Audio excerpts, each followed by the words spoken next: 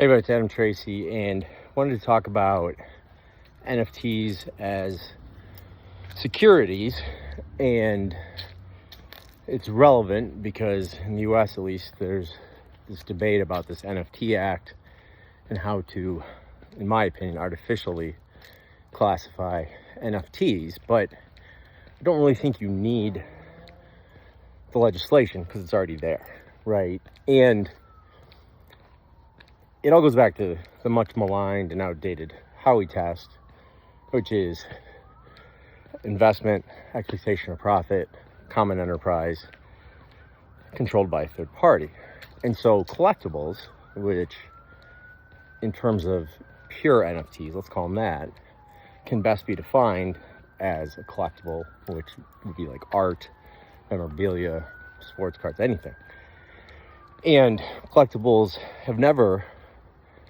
true collectibles have never been deemed to be a security because they fail the Howey Test in multiple ways. Usually not a common enterprise, third-party control, and then the expectation of profit, right? Because it's really driven by market demand as opposed to it being some sort of pseudo investment contract, right?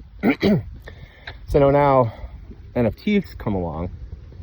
And the irony of this is, like, you look at it and the SEC applies Howey to all these token sales and things of that nature, and then wants to apply it. This is very inconsistent, right? It's like a football ref who's, giving the home team all the holding calls, right?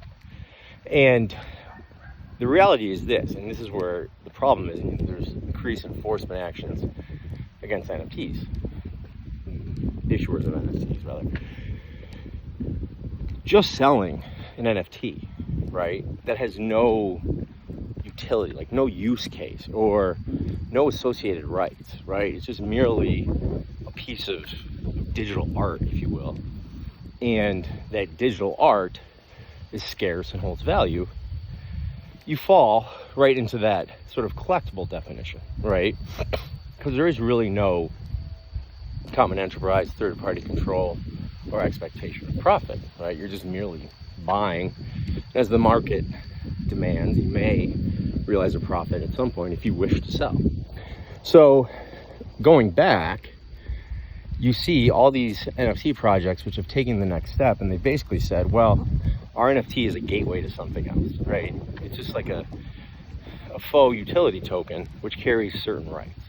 And then I've been involved in projects or been pitched projects where like the NFT is like a membership card to things, or like a pass, or like a right to purchase something in the future. And that goes beyond, in most cases, the definition of like a collectible, right? Because it has intrinsic value beyond what the scarcity of that NFT is, right? And you also now bring in, especially when it's like an access or like a pass to something, then you bring in this third party, right, who's controlling whatever platform you can get access to.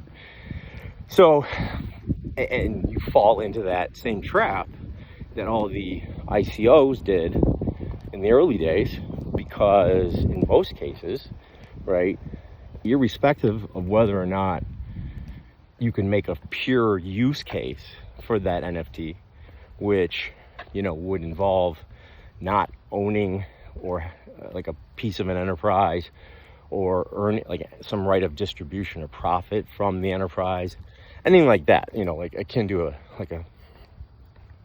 a share of stock.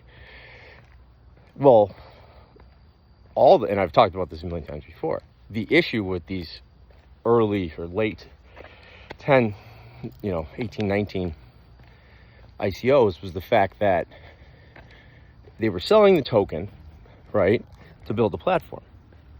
And in all cases, when you are selling something, whether it's personal property or not, even if it doesn't look like an investment contract, but you're using the proceeds of that to build the platform upon which that token will be used, it's always going to be a security, right?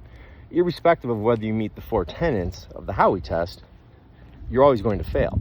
And the SEC has relied on that and been very successful in relying on that exception, if you will, to go after a lot of ICOs, most of which were probably scams or just generally crap ideas, right? But they didn't have any money, so they sold the token to try to build something like a rocket ship to the moon.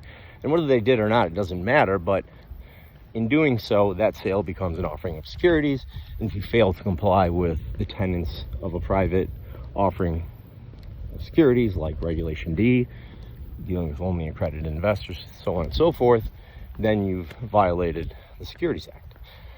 So that's where the uptick in enforcement against NFTs has really gone. And it's not your sort of Bored Ape type projects, right, where there's true intrinsic value, right? There's no functional value.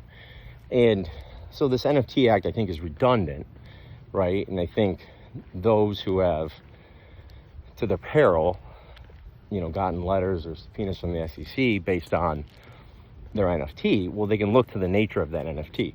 You can call it whatever you want to call it, but if you're attaching certain rights and privileges that are akin to a interest in a common enterprise, then you're a security. Or if you're selling an NFT that has even a pure use case, which in the context of like an ICO would exempt it and make it not a security, but you're using the proceeds of the sale of that NFT to build the platform upon which it'll be used, where you can sort of realize that use case, you're going to be a security. So I think nothing's really unique or new.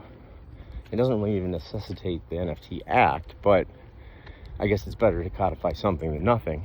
And those, who launch these projects, it's a great idea, but the same laws apply. You can't just always hide under this sort of broad collectible, exemption, if you want to call it that. So it's the latest and greatest, my take on NFTs and securities laws and what everybody's getting in trouble for. So hit me up, adamtracy.io. Talk to you next time. Cheers.